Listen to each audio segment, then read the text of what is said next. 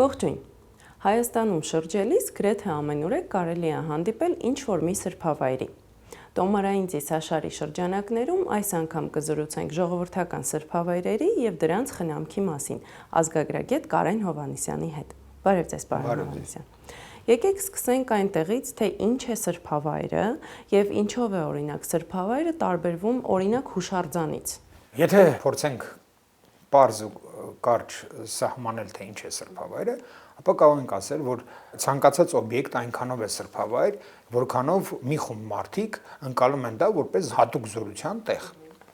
Երբ որ գնաք գյուղեր եւ մարդկանց փորձեն հարցնել սրբավայրի մասին, դուք հանկարծ կնկատեք, որ սրբավայր նկատի ունենալով նրանք կարող են տալ մի քանի անուններ։ Ասեմ, որ ամենաշատ տարածված եւ բոլոր տեղերում էլ հիմնականում սրբավայրին կարճ եւ ավելի հասկանալի ասում են պարզապես սուրբ։ Ստացվում է, որ սուրբը եւ սրբավայրը դա նույն բանն է, եւ եթե մենք ընկալում ենք, որ սուրբը դա ինչ որ անձնավորված կերպարն է, ապա ժողովրդի համար այդպես չէ, որովհետեւ չի կարող սրբավայրը չլինել անձնավորված, այսպես ասած։ Եվ դրա համար սուրբ են ասում, եւ եթե ցանկացած մարդը դուք հարցնեք, որն է սուրբը, իրանք միանգամից ձեզ ցույց են տալու կամ տանելու են ուխտավայրը, այսինքն երբեք չեն շփոթում իրանք գործող յուղի մեջ եղած եկեղեցու հետ։ Երկրորդ առավել շատ հանդիպում է վանք բառը սրբավայրին, երբ որ անվանում են վանք։ Էլի մեզ համար վանքը դա ինչ որ եկեղեցիների կամ շինությունների համալիր է։ Ժողովրդականում այդպես չէ։ Վանքը կարող է լինել ցանկացած բնական օբյեկտ, օրինակ ժայռին էլ կարող են ասել վանք, եւ իսկական վանքի փլատակին կամ վանքի մնացորդներն էլ կարող են ասել վանք։ Այսինքն վանքը ուխտավայրի հոմանիշն է, սրբավայրի հոմանիշն է։ Եվ եթե սա Պարթև կաթողիկոսի կանոններում կա հստակ տարբերություն եկեղեցու եւ վանքի միջեւ, օրինակ ըստ այդ կանոնների եկեղեցու սպասավորները դրանք ամուսնացյալ քահանաներն են, իսկ վանքերի սպասավորները արդեն կուսակրոն քահանաներն են, որոնք ավելի բարձր են իրանց դիրքով, քան թե ամուսնացյալ քահանաները։ Եվ վանքերը ուխտագնացությունների համար են, իսկ եկեղեցիներում կատարվում են եկեղեցական արարողությունները, պատարակներ, ժամերգություններ, հաղորդություններ, եւ եկեղեցիները գյուղերում բնակավայրերում են, ի տարբերություն վանքերի, որոնք բնակավայրերից դուրս են շատ դեպքերում շատ բարդ վայրերում։ Ներկայումս վանքը, ինչպես ասեցի, կարող է շատ տարբեր բաներ նշանակել, օրինակ բոլորս էլ գիտենք Հայաստանում կան բազմաթիվ ծաղկավանքեր, եւ այդ ծաղկավանքերը օրինակ նույն Արայի լեռան ծաղկավանքը նա վանք չի իր կարծես, այսինքն ինչ-որ քարանձավ է, բայց վանք բաղադրիչը մեջը կա, չէ, այսինքն վանք բաղադրիչը այստեղ ոնց որ ծաղկա սրբավայր։ Մյուսը շատ տարածված մատուրն է։ Ուրեմն ըստ Մաղաքիա Պատրիարք Օրմանյանի մատուրը ժամանակավորապես եկեղեցու գործառույթ կատարող շինությունն է, որը ի տարբերություն եկեղեցու օծված չի իր հիմքերով։ Բայց ժողովրդականում ցանկացած տնականնման շինություն, որը սրբավայր է, կոչվում է պարզապես մատուր։ Շատ տարածված է նաև խեչ ձևը, եւ հիմնականում խաչ այն սրբավայրերն են ասում, որի մեջ կա խաչքար։ Սակայն դա ապարտադիր չի, որ այդպես լինի, որովհետև կան բազմաթիվ սրբավայրեր, որտեղ կա խաչքար եւ այդ սրբավայրը չի կոչվում խաչ, եւ հակառակը կան բազմաթիվ սրբավայրեր, որտեղ խաչքար չկա, բայց կոչվում է խաչ։ Մյուսը, որ էլի բավական տարածված է, դա նահատակն է, որը փոքր գլխավորապես պաշտվող գերեզմաններ են։ Եվ շատ ավելի հազվադեպ հանդիպում է օրինակ ուխտ բառը, որը արդեն էլի հին իմաստով է կիրառում, այսինքն ուխտավայր, ուխտ, այսինքն այն տեղը, որտեղ գնում են ուխտագնացության։ Եվ ընդհանրապես միջնադարում վանքերը հենց ուխտ էին։ Ինչ վերաբերում է հուշարձանի եւ սրբավայրի տարբերությունը, հատկապես սովետական միության տարիներին գրեթե բոլոր վանքերը փակվեցին, բացառությամբ մի քանիսը, օրինակ Մայրաթոր Սուրբ Էջմիածնի, եւ համընդհանուր կրթության շնորհիվ տարածվեց այսպիսի մի հասկացություն, որ վանքը դա մի քանի շենքերի, ծիսական շենքերի, կացարանների, գրադարանների եւ այլն համալիր է։ Ամենազարմանալին է, որ ոչ մի բացատրական բառարանում չկա այդպիսի բան։ Ժողովրդի մոտ նույնպես չկա հուշարձան հասկացողությունը։ Հուշարձանը պետական մարմինների կրթված անհատներին օգտագործվող բառերն են։ Պաշտոնապես հուշարձանը, օրինակ Սուրբ Հռիփսիմեի վանքը եւ ինչ որ մի վայրի հայրենական պատերազմի զոհվածներին նվիրված հուշարձանը, բայց չէ որ դրանք տարբեր գործառույթներ եւ տարբեր ընկալումներ ունեն։ Բայց եթե գնանք ժողովրդական ընկալումով, կստացվի որ ցանկացած սրբավայր հուշարձան է, որովհետև այդ սրբավայրի հետ կապված են կոնկրետ հիշողություններ, կոնկրետ դեպքեր, կոնկրետ հուշեր եւ այդ առումով հոգեբանական առումով ցանկացած սրբավայր հուշարձան է։ Այսինքն բնական ձևով տարբերակում չի կարող լինել հուշարձանի եւ սրբավայրի միջեւ, բայց պաշտոնական, արհեստական կրթվածության մակարդակում տարբերակում է, որ հուշարձանը տուրիստական, ստատիկ հմայելվելու համար ինչ-որ մի օբյեկտ է, որին չի կարելի մոտենալ, չի կարելի ինչ-որ գործողություններ անել, այլ պետք է գաս, զմայլվես եւ թողես գնաս։ Պարոն Հովհաննիսյան, դուք նշեցիք, որ քարանձավը, ժայռը եւս կարող են դառնալ սրբավայր։ Այսպես եմ ուզում հարցս ձևակերպել։ Կա արդյոք ինչ-որ օրինաչափություն, թե ինչն է ի վերջո դառնում սրբավայր։ Իհարկե կա այդ օրինաչափությունը, ոչ թե ցանկացած օբյեկտ, ցանկացած առարկա կարող դառնալ սրբավայր կամ սրբացվել, այլ այն դեպքերում, երբ որ կա հստակ զորություն, այդ զորությունը ինչ որ կերպ արտահայտվել է։ Եվ այդ առումով սրբավայրերը կարող են լինել բազմատեսակ եւ բազմապիսի։ Շատ տարածված է այն գաղափարը, որ սրբավայրերը ինչ որ շինություններ են, եկեղեցիներ են, մատուռներ են, ինչ որ այլ տեսակի փակ տարածքներ են, որտեղ մարդիկ գնում են, մոմ են վառում եւ այլն եւ այլն։ Բայց ամեն ինչ ցույց է տալի, որ իրականում այդպես չի։ Սրբավայրը կարող է լինել ցանկացած բան, ինչ կա շրջապատում։ Օրինակ խաչքար կամ վիշապ կոթողները, որոնք ժամանակին բնականաբար պաշտամունքային օբյեկտներ են եղել, իսկ հիմա նույնպես սրբավայրի կարգավիճակ ունեն դրանցից ոմանք, պետք է ասել, որ ոչ բոլոր խաչքարերն են պաշտամունքի օբյեկտներ։ Եվ շատ դեպքերում այդ պաշտամունքի օբյեկտ խաչքարերը կարող են հետագայում իրենց վրա կառուցվել շինություններ, հա, այդ տնական նման որ ասեցի, եւ դառնալ մատուռներ։ Բայց կարելի է նաև հասկանալ այն, որ այդ պաշտվող խաչքարը չի զուտ սրբավայրը կամ այդ մատուռը չի զուտ սրբավայրը, իր ամբողջ տարածքն է։ Եվ այդ տարածքում կարող են լինել աղբյուր, ծառեր, ինչ որ ուրիշ տեսակի քարեր։ Այդ քարը կարող է լինի ոչ խաչքար, սովորական ինչ որ մի հատ ժայռակտոր կարող է լինել։ Սրբավայրը կարող է լինել ժայռ, կարող է լինել քարանձավ, կարող է լինել ծառ, կարող է լինել աղբյուր, կարող է լինել եկեղեցու դետալ եւ այդ ամենը ինչ որ զորություն են ժամանակին հաղորդել եւ հիմա էլ շարունակում են այդ զորությունը իրենց մեջ պահել եւ մարդիկ գնալով այդ սրբավայրին հաղորդակցում են տվյալ սրբավայրի հետ։ Անպայման չի որ այդ սրբավայրը լինի որևէ հայտնի սրբի անունով։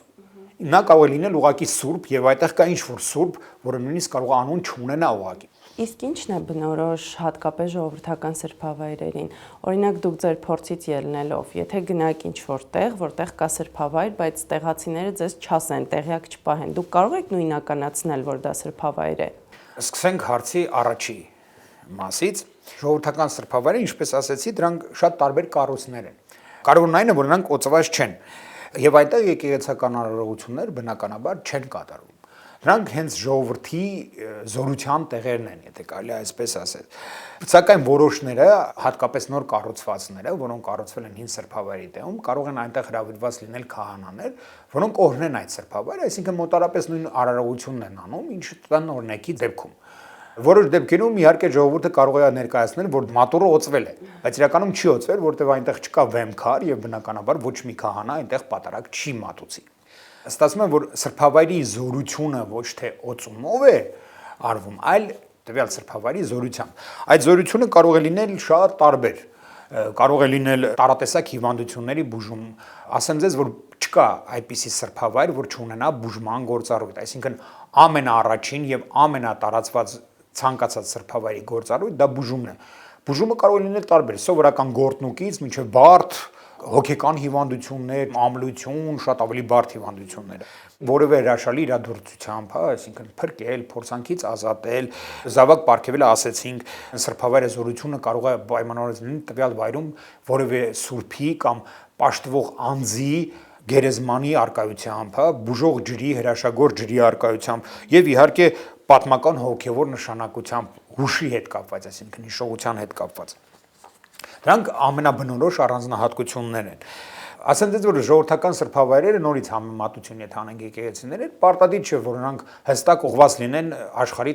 բոլոր կողմերին, այսինքն անպայման չէ որ խորանը լինի արևելյան մասում, դա դեռ քիչ է անպայման չէ որ առհասարակ խորան ունենա, զոհասեղան ունենա, բացարձակ դրա կարիքը չկա։ Իմիջիայլոց մեր հաղորդման ընթացքում եկեղեցին ես օգտագործում եմ ժողովատեղի իմաստով։ Մի քիչ հետո բացատրեմ ինչ նկատի ունեմ, ասացի արդեն որ սրբավայրը դա ամբողջ համալիրն է։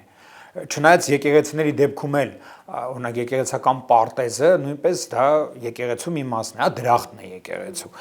Տարբերությունը նաև այն է, որ եւ եկեղեցու դեպքում եւ սրբավայրի դեպքում էլ ցանկացած մարդ նույնիսկ եթե առաջին անգամ է գալիս այդ վայր, ինքը հստակ կհասկանա, որ ինքը գործ ունի սրբավայրի հետ։ Այստեղ գանք արդեն ձեր հարցի երկրորդ մասին։ Այդ մարդը հստակ գիտի, որ ինքը գործ ունի սրբավայրի հետ, բայց ինքը չի կարող իմանալ այդ սրբավայրի անունը, այսինքն ինչ սրբավայրի հետ ինքը գործ ունի։ Որովհետև նորից համեմատենք եկեղեցիները, դուք չեք կարող չէ եկեղեցու արտաքին տեսքից կամ ներսից իմանալ եկեղեցու օծման անունը։ Սուրբ Հովանես է, Սուրբ Աստվածածին է, Սուրբ Սարգիս է, Սուրբ Գևորգ է, չէ՞։ Կամ արձանագրությունից պետք է իմանաք, կամ ցուցանակից պետք է իմանաք, կամ մեկ այլ աղբյուրից, կամ քահանայի ասելով։ Նույնը վերաբերում է ժողովրդական սրբավայրին։ Ժողովրդական սրբավայրերը չկա որ այս սրբավայրին տեսար, ասացիր ես հաստատ գործ ունեմ Թուխ Մանուկի հետ, կամ տեսար այս սրբավայրին եւ ասաց ես գործ ունեմ Ծաղկավանքի հետ։ Այսինքն եթե չկա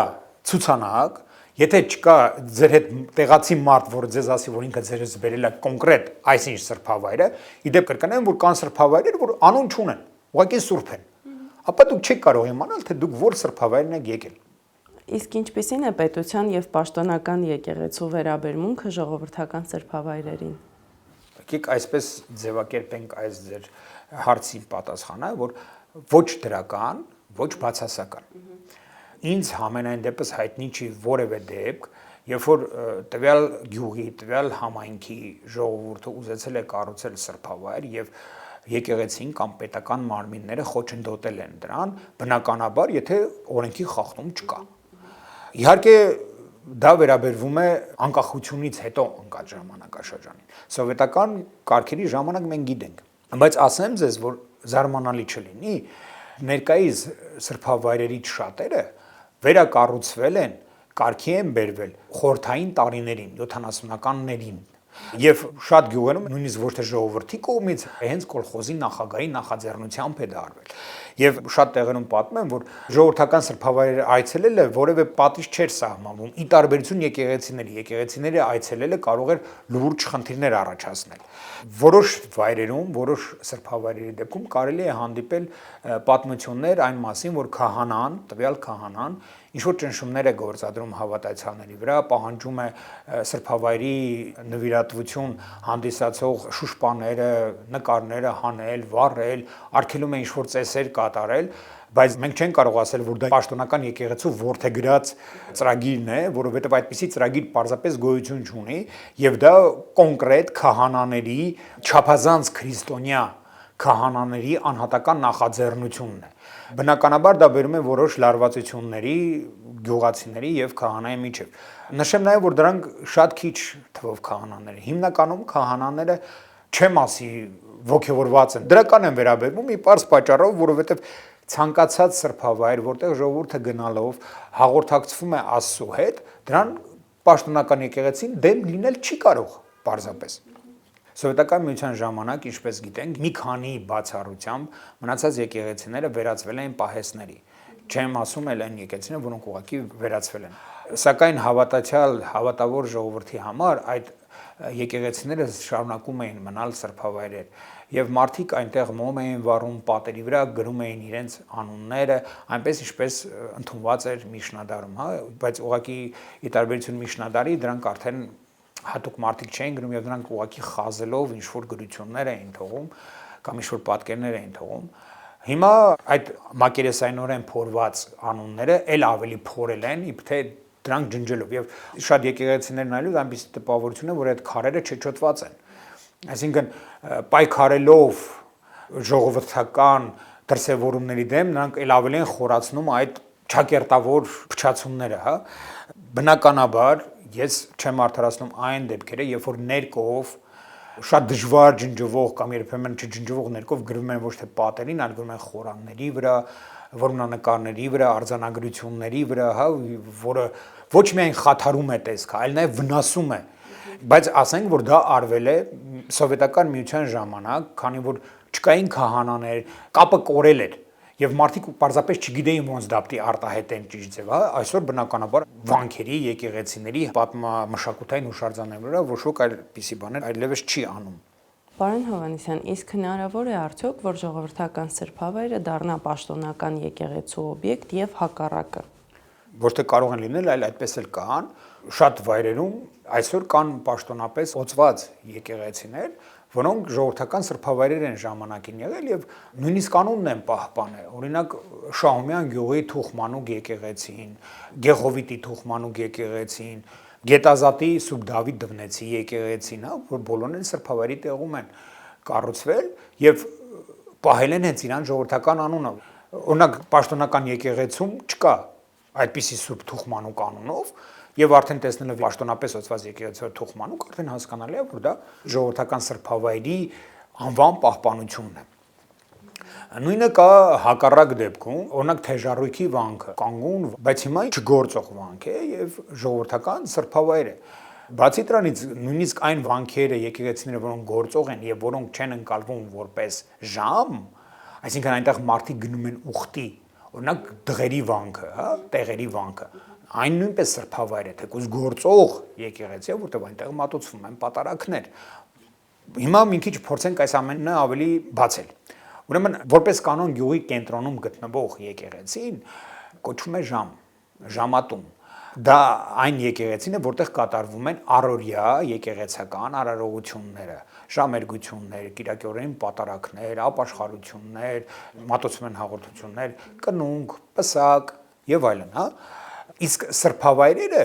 գյուղից դուրս են եւ ունեն տարբեր անուններ՝ խաչ, ուխտ, վանք, մատուռ, տարբեր տեսակի օբյեկտներ են, քիչ չեն դեպքերը, երբ որ դրանք իսկական ժամանակին եղել են վանքեր, հիմա փլված են կամ նույնիսկ նորմալ վիճակում են, հա, բայց այդտեղ չեն կատարվում արարողություններ, բացառությամբ այն դեպքերը, երբ որ հատուկ ուխտի ժամանակ կամ տարին մեկ անգամ կամ արտառոց դեպքի ժամանակ կարող են հրավիրել քահանայի, որը կմատուցի պատարակ։ Նույնը վերաբերվում է 1828 թվականից հետո գաղթերի ժամանակ, Եղեռնի գաղթերի ժամանակ, 60-ական թվականի Պարսկաստանի ներգաղթի ժամանակ, երբ որ մարդիկ գալիս էին եւ բնակվում էին Արևելյան Հայաստանի վայրերում, բնականաբար իրանց պետք է ունենալ սրբավայրեր, հա, եւ երբ որ նրանք գտնում էին, տեսնում էին ավերակներ, նրանք բնականաբար հասկանում էին, որ իրանք գործ ունեն պաշտամունքային օբյեկտների հետ եւ այդտեղ կարող են մի քիչ վերանորոգել, ինչ-որ փոքրիկ մատորներ սարքել կամ ոչ բան էլ չանել եւ այդ քարերի վրա մոմեր վառել, աղոթքներ անել, ինչ-որ ծեսեր կատարել, այսինքն դարձնել իրենց սրբավայրը։ Շատ դեպքերում դրանք իսկական ժամանակին գոյություն ունեցող եկեղեցիների հիմքեր էին կամ խոնարհված եկեղեցիներ էին կամ կործանված եկեղեցիներ էին, հա, եւ էլի ստացվում է, որ պաշտոնական եկեղեցու օբյեկտները մտնում են ժողովրդական սրբավայրերի պաշտամունքի մեջ եւ հետագայում որոշ դեպքերում կարող են վերականգնել, վերանորոգել այդ եկեղեցիները, բայց իրանք արդեն շարունակում էին մնալ ժողովրդական սրբավայրեր, միաժամանակ լինելով եւ պաշտոնական եկեղեցու եւ ժողովրդի սրբավայրը, հա։ Պետք է այստեղ նաեւ նշեմ, որ սրբավայրը ավելի լայն իմաստ ունի, քան ուխտավայրը, հա։ Շատ դեպքերում մենք սրբավայր ասելով նկատի ունենք ուխտավայր։ Բայց եթե լայնով նայենք ցանկացած եկեղեցի, այսինքն ժամը նույնպես սրբավայր է, որտեղ այնտեղ կա սրբություն, բայց քանի որ ժամը ուխտավայր չէ, այնտեղ ուխտի չեն գնում։ Ժամում կարող են անել որոշակի տոներ։ Օրինակ Աստվածածին նվիրված տոնը խաղողորնեկը, խաղողը օրնում են եկեղեցում։ Բայց դա ուխտ չի, որովհետև հետո իրան գնում են ուխտագնացության Սուրբ Աստվածածնին նվիրված ժողովրդական սրբավայր։ Այսինքն, եթե խոսում ենք սրբավայրի մասին, ժամը նույնպես սրբավայր է, բայց եթե սրբավայրը նկատի ունենք որպես ուխտավայր, ժամը ուխտավայր չէ։ Երբ որ գաղթականները եկան, այն բնակավայրում, որտեղ իրանք հաստատվեցին, բնակավայրից դուրս սրբազան օբյեկտները դարձին իրենց սրբավայրեր, բայց իրանց պետք էր ոչ միայն սրբավայր, իրանց պետք էր նաև վայր, որտեղ կարող էին պատարակներ լինել, որտեղ կարող էին հաղորդություններ լինել, հա։ Դրա համար հիմնականում գյուղի կենտրոնական մասում կառուցվեցին եկեղեցիներ, որոնք մեծամասամբ չունեին մասնագիտացված ճարտարապետներ, հա, կառուցողները ժողովրդական վարպետներն էին, գյուղական ծախսերով, եւ այդ եկեղեցիները հենց այհիմիկվա ժամ կոչվածներն են։ Դրա համար դուք շատ գյուղերում կտեսնեք մինչեւ հիմա 19-րդ դարի այդ պարս կառուցվածքով բազիլիկ տիպի ինչ որ ուղղանկյուն երկթեք տանիքներով շինություններ, հա։ Պարոն Հովհաննիսյան, պիտի խնդրեմ նշեք այն հիմնական պատճառները, թե ինչու Հայաստանում այդքան շատ են ժողովրդական սրբատեղիները։ Շատ ժողովրդական սրբավայրեր ստեղծված են կործանված վանքերի եկեղեցիների տեղում։ Այդ եկեղեցիների վանքերի կործանումը դա ոչ միայն պատերազմների տարբեր երկրաշարժերի ժամանակ եղավ, այլ նաև դրան շատ նպաստեց խորհրդային միությունը։ Եվ ինչպես ժամանակին Գարեգին Սրբազյանն էր դեռ նկատել, շատ սրբավայրեր կառուցվում էին եկեղեցիների փլատակների, եկեղեցիների հիմքերի վրա։ Գարեգին Սրբազյանի պես ասելով նվիրական վայրերում։ Այդ նվիրական վայրերը կոնկրետ հուշեր էին արթնացնում մարդկանց սրտերում, մարդկանց հոգում եւ նրանք կառուցում էին այդտեղ սրբավայրեր։ Դա հիմնական պատճառներից մեկն է։ Մյուս կարևոր պատճառն այն է, որ բազմաթիվ մարդկանց մոտ գաղթերի ճանապարհին հայտնվում էին կամ տոհմական ժառանգության մեջ կային սուրբ առարկաներ, հա, ավետարաններ, խաչեր, մասունքներ, եւ դրանց հիմքով նույնպես բազմաթիվ սրբավայրեր կան կառուցված, ստեղծված։ Էլի եմ նշել, շատ կարևոր է հուշը։ Մարդիկ պահում են այդ սրբավայրը, ուխտ են գնում այդ սրբավայր եւ այն հարցին, թե ինչու եք դուք դա կանում, էլի ինչն է ձեզ այդպես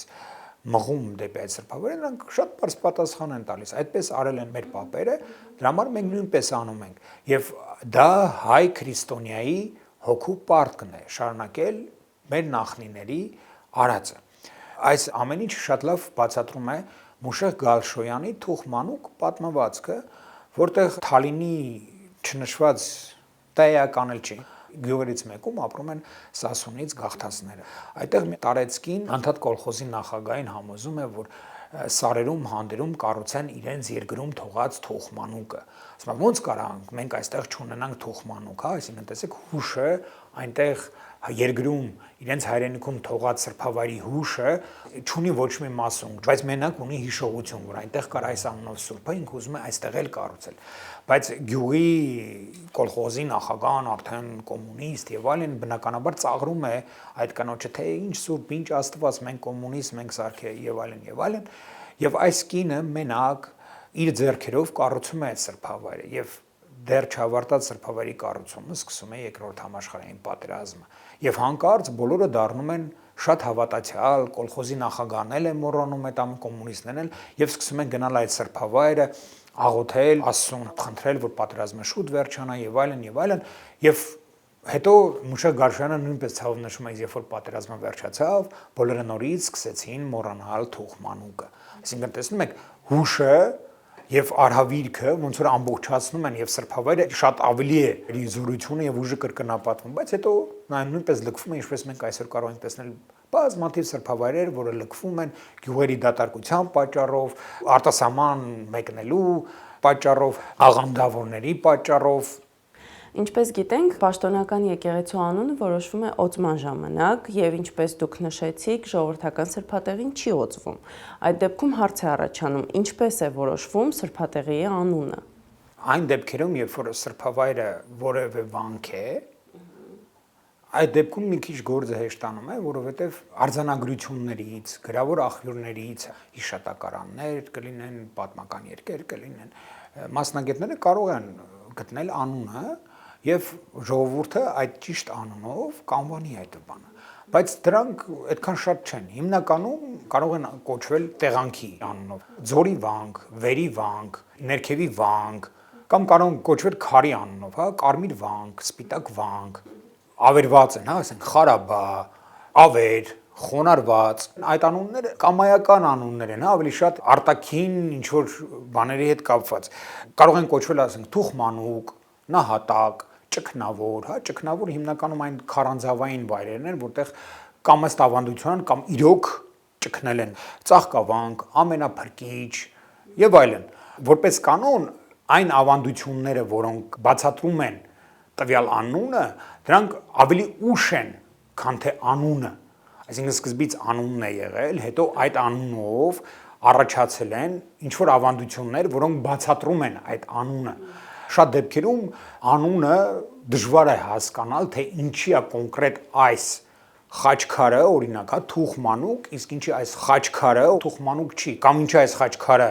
մտել է սրբավայրի տարածքում եւ դարել է սրբավայրի կենտրոնական պաշտամունքային տարը, իսկ այս խաչքարը ուղղակի կանգնած է այդտեղ իր։ Եկեղեցի այցելելիս կան որոշ վարքի կանոններ, որոնց պիտի ենթարկվենք։ Ժողովրդական սրբավայրի դեպքում էլ է այդպես։ Չէ, ժողովրդական սրբավայրի դեպքում այդպես չէ, բնականաբար հավատացյալ կանայք գիտեն այդ ձևը եւ սրբավայր մտնելուց նույնպես իրենց գլուխը ծածկում են, հա, բայց դա պարտադիր չի, դա կանոն չի, այսպես ասած։ Ժողովրդական սրբավայրը բաց է բոլոր օրերին, միշտ բաց է, չի փակվում ժողովրդական սրբավայրը։ Նույնիսկ տան տարածքում գտնվող ժողովրդական սրբավայրը չի փակվում։ Եվ ցանկացած ժամի կարող ես այցելել այդ սրբավայրը, այսինքն դրանք համընդհանուր էթիկայի նորմերն են, համակեցության կանոններն են, ոչ մի հատուկ կանոն չկա։ Ժողովրդական սրբավայրը, ինչպես հասկացանք, ի տարբերություն եկեղեցու չունի մշտական ծառայող քահանա։ Այդ դեպքում ով եւ ինչպես է տեր կանգնում դրան։ Տան սրբերի դեպքում պարզ է։ Տեր են կանգնում տվյալ ընտանիքի անդամները։ Որոշ դեպքերում այդ ընտանիքի անդամներից մեկը, հիմնականում կինը, ինչ որ բուժումներ, ծեսեր կարող է իրականացնել սրբավայրում, քանի որ ինքը այդ իրավունքը ունի։ Այդ իրավունքը իրան տվել է Սուրբը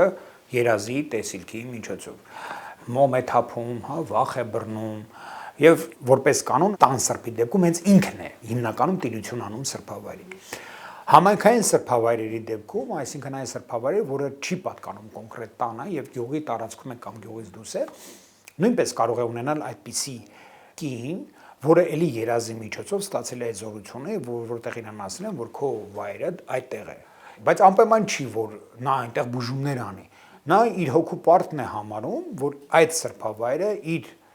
պաշտպանության տակ է եւ ինքը միշտ խնամում է այնտեղ, ավլում է, մաքրում է, հա։ Բոլոր սրբավայրերը, եթե մտնեք զրոյ, կտեսնեք դրան հետո անպայման ավել ունեն։ Այդ ավելը ոչ միայն մաքրելու համար է, այլ որոշակի ծեսեր անում, նա գործնուկ բուժելու շատ դեպքերում ավելով ավլում են գործնուկը եւ գործնուկ ավլվում է։ Բայց կան սրբավայրեր, որոնք չունեն այդպիսի կոնկրետ խնամող, բայց համայնքը իր հոգու պարտն է համարում, որ միշտ իրան սրբավայրը մաքուր պահել։ Քիչ են դեպքերը, երբ որ սրբավայրը մաքրում են ուխտավորները, որը նույնպես ուխտի մաս է, հա, իրան գնում են այդտեղ ուխտ եւ մաքրում են այդ սրբավայրը։ Կարող են գյուղի պատանիները, աշակերտները, երեխաները կազմակերպել իրանց գյուղի բոլոր սրբավայրերի մաքրությունը, խնամքը։ Բնականաբար, երբ որ ինչ-որ բան է բլվում, ինչ-որ բան է քանդվում, նույնպես համայնքային բանում կարող են էլի շինեն, ծածկեն, հա, այսինքն իրանք հենց համայնքի անդամները կամ ուխտավորներն են հիմնականում զբաղվում այդ ամենով։ Իսկ ընդհանրապես ինչպես է պետք պահել կամ խնամել ժողովրդական սրբավայրը։ Այսօրվա Հայաստանի համար դա շատ կարևոր խնդիր է։ Մենք այսօր վտանգի առաջ ենք կորցնելու շատ ու շատ սրբավայրեր։ Իսկ սրբավայրերը կորցնելով մենք կորցնում ենք նաև այդ սրբավայրի հետ կապված ծեսերը, պաշտամունքային տարրերը։ Այսօր շատ կարելի է լսել թե Facebook-ում, թե անձնական զրույցներում, որ կրթված առաջադեմ մարդիկ վրթովում են, որ իրենց սեփական աշկով կամ նկարներով տեսնում են ինչ որ սրբավայրում, ինչ որ վայրում մոմավառությունից սևացած խաչքարեր, վայ, ինչ վանդալներ են, ժողովրդին պիտակավորում են վերջին բառերով, համարելով որ ժողովուրդը փչացնում է այդ ամենը եւ այլն, հա, փչացնում է, բան չունեմ ասելու, բայց պետք է նախ այստեղ հասկանանք, թե ժողովրդը ինչ գնում է եւ միտումնավոր փչացնում է այդ խաչքարերը։ Իհարկե ոչ, ժողովրդի համար այդ խաչքարերը ունեն լրիվ այլ նշանակություն, քան թե այդպես կոչված առաջադեմ մարդկանց համար։ Այդ խաչքարերը ժողովրդի համար զմայլվելու առարկաներ չեն, տուրիստական օբյեկտներ չեն։ Դրանք սրբավայրի մասն են եւ մոմ վառելով ժողովուրդը այդպես հաղորդվում է սրբի հետ։ Հա, այդ մարդիկ, որ այդպես մտահոգված են խաչքարերի փչացումով, իսկ իրանք ինչ են անում, որ այդ խաչքարերը չփչանան։ Նախ ասեմ, որ ես իմ շրջայցերի ժամանակ բազմաթիվ խաչքարեր եմ տեսել հողում թաղված, գետնի մեջ թաղված, գցած եւ ոչ ոք չի տիրություն անում դրանց։ Ժողովրդին իհարկե մեղադրելը շատ հեշտ է։ Երկրորդը, իսկ եթե այդպես մտահոգված եք, որ այդ խաչքարերը սևանում են, գուցե մոմակալնել պատրաստեք, տանեք դնեք, ժողովրդին հորդորեք, որ ժողովուրդ ջան, Եկեք այս մոմակալների մեջ ձեր մոմը վառեք, հա, մի վառեք խաչքարերի վրա։ Այսինքն պետք է ժողովրդի հետ խոսալ, բացատրել, դասախոսություններ կազմակերպել, ժողովրդին բացատրել, որ կապ չունի, թե դու մոմը վառում ես խաչքարի վրա, թե վառում ես խաչքարի մոտ դրված մոմակալի վրա։ Սրբի հետ հաղորդակցվելու համար կարևորը մոմավառությունն է, կարևոր չէ, թե դու որ մասի վրա ես վառում այդ մոմը։ Նույնը վերաբերվում է աղբին։ Հատկապես այն սրբավայրերը, որոնք գեղատեսիլ վայրերում են, բնության գրկում են, որոնք ունեն տաղավարներ հատուկ։ Այդտեղ կարելի է տեսնել աղբը ուղղակի շախտված գետնին։ Այսինքն ինչի չդնել աղբաման տարածքում, ինչի ցուցանակ չդնել, որ աղբը թափեք աղբամանի մեջ, հա, ինչի էլի համայնքի հետ մարդկանց հետ չխոսալ, չբացատրել։ Ասեն դες իդեպ, որպես կանոն այդ աղբը թափողները տեղացիները չեն, այլ Երևանից, չգիտեմ որտեղից եկած քևչիներն են։ Եվ ընդհանրապես դեր շուրջը նայեք, դա մենակ սրբավայրին չի վերում այդ աղբի պահը, այսինքն մարդկանց մեջ պետք է սերմանել այդ մշակույթը։ Օրինակ մի քանի տեղերում ես հանդիպել եմ, որ սրբավայրի մոտ դրված է ցուցանակ, որի վրա գրված է ոչ թե այսինչ թվին է կառուցվել այս սրբավայրը կամ ով է կառուցել, այլ պատմվում է ինչ-որ ավանդություն սրբավայրի հետ կապված, թե ինչու է սրբավայրը սարքվել կամ ինչու է կոչվում այսպես, որը շատ ճիշտ է, այսինքն ցուցանակը իր մեջ շատ ավելի ինֆորմացիա է պարունակում, այդպիսի ցուցանակներ էլ պետքա տեղադրվեն։ Պետքա բարձրացվի սրբավայրի կարևորությունը, որովհետև սրբավայրի կորուստը բերելու է այդ հուշերի կորուստին էլ։ Իմ խորին համոզմունքը այն է, որ եթե մենք ուզում ենք, որ նորմալ լինի, մարդիկ խաչքարերը չսևացնեն եւ չփչացնեն եւ ոմանց սրտին շատ մեծ դարդ չլինի, կամ սրբավայրերը չանհետանան, կամ մարդիկ չգրեն ներկերով վրան, այդ դեպքում պետք է աշխատել մարդկանց հետ, բացատրել, դասախոսություններ անել, ներառել այդ ամեն ինչում ժողովրդի եւ համայնքապետարանի, գյուղապետարանի մարդկանց, որպես իրանք նույնպես հետևեն այդ ամեն ինչին, նշանակել հատուկ մարդիկ, որը շատ ջանք չի պահանջում, որը պարզապես կհետևի սրբավայրերի ճիշտ խնամքին, ճիշտ պահելուն։ Նաև պետք է մարդկանց բացատրել, որ եթե սրբավայրը որևէ եկեղեցու, որևէ վանքի տարածքում է կամ հիմքերի վրա է, պետք չի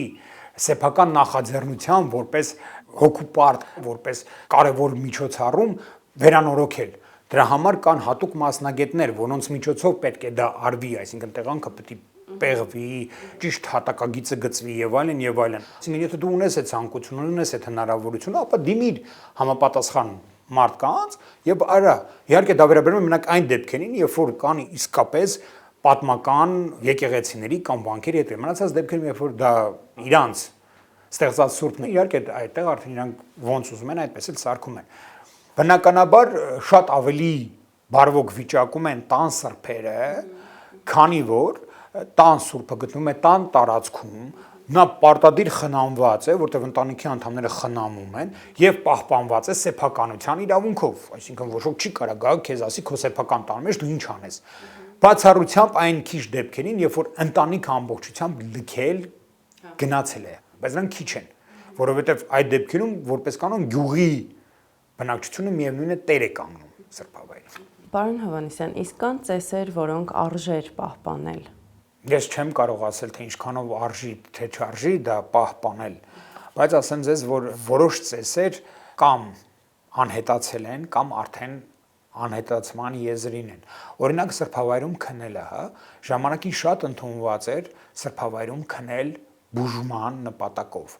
Մենք բազմաթիվ դեպքեր գիտենք, բազմաթիվ պատմություններ գիտենք, որ հատկապես ավետարանների դեպքում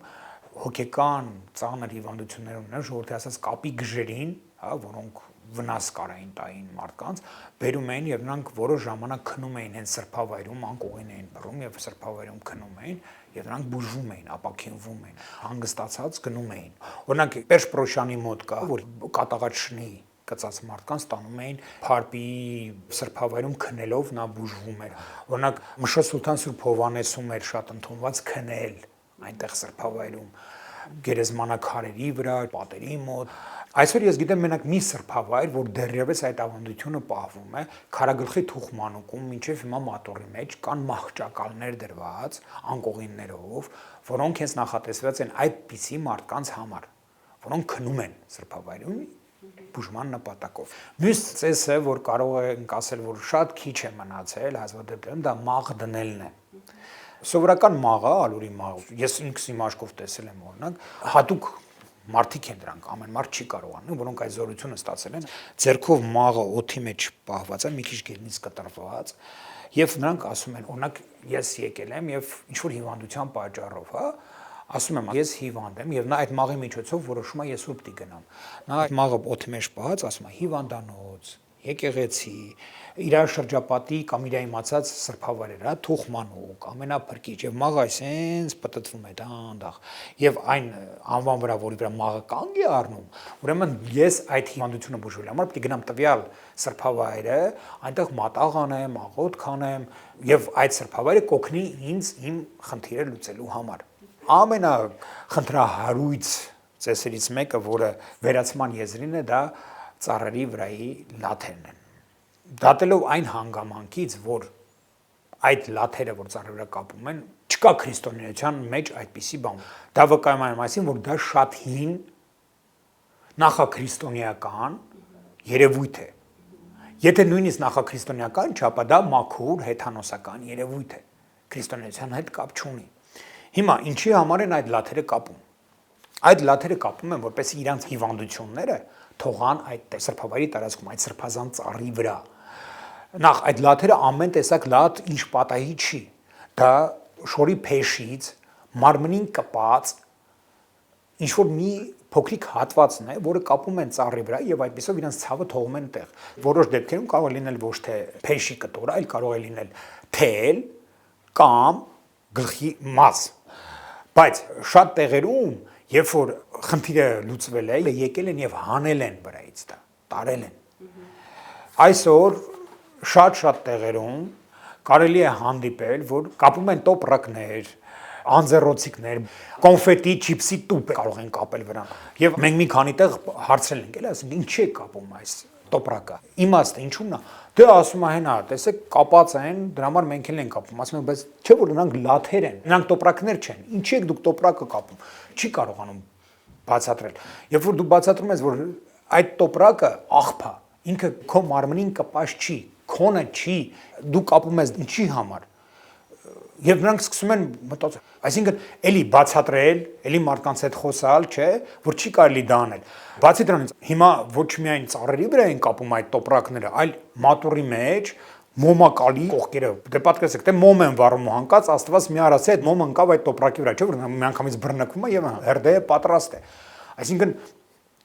ոչ թե պետք է արգելել առհասարակ այդ ամեն ինչը, որը նույնպես կա, քահանաներն են դա շատ անում, էլի այդպես կոչված կրթված, գրագետ մարդիկ, որ ինչ խայտարակություն է, մեր մասին օտարները ինչ կմտածեն, բայց ոչ թե պետք է արգելել, այլ պետք է բաց որ լաթը կապի, փոքրիկ այդ լաթիկը կապի, կապելուց հետո բուժվեցիր, չէ, արի, հանի եւ տար, ինչ ես թողում այդտեղ, մի թող տեղ մնա։ Այն դեպքերում, երբ որ իհարկե այդ մարդը չօգնվեց, հա, կամ երկարատևում կամ մահացավ, հա, դա կարող է այդտեղ մնա, բայց այդ դեպքում չի լինի այդ վիճակը, որից որ կա։ Իսկ այն տեղերում, որտեղ շատ են այդ դրանք, դա մենակ մի բանի մասին է փաստում, որ այդ սրբավայրը շատ հին եւ զորեղ սրբավայր է, դրա համար այդքան շատ է այդտեղ։ Կան սրբավայրը, որտեղ մենակ երեխաներինն են թողում։